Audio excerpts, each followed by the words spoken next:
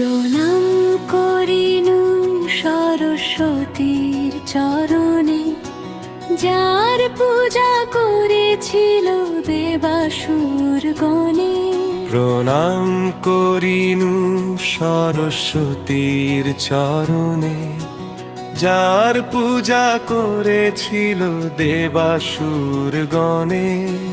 যার কৃপা বলে মূর্খ হয় জমরুবান, তার জন্ম বিবরণ শুন মতিমান। তার জন্ম বিবরণ শুন মতিমান।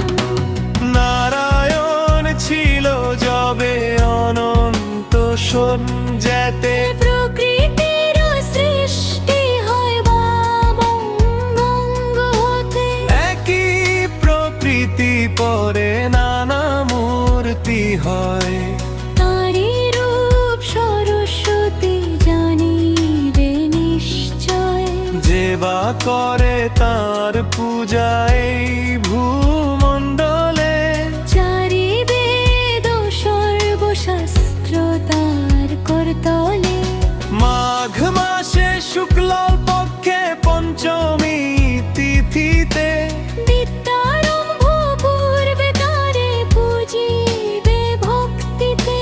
পূর্ব দিনে হবিষ্যান্ন করিয়া গ্রহণ, শ্রী পঞ্চমী দিনে তার করিবে অর্চন। সন্ধ্যা বন্দনাদি ক্রিয়া করি সমাপান। মনোমত ঘটে করিবে স্থাপন। গণেশাদি পঞ্চদেবে পূজি তার পরে, করিবে দেবীর পূজা অতি ভক্তি ভরে। নৈবেদ্যাদি দিবে যাহা শূন্য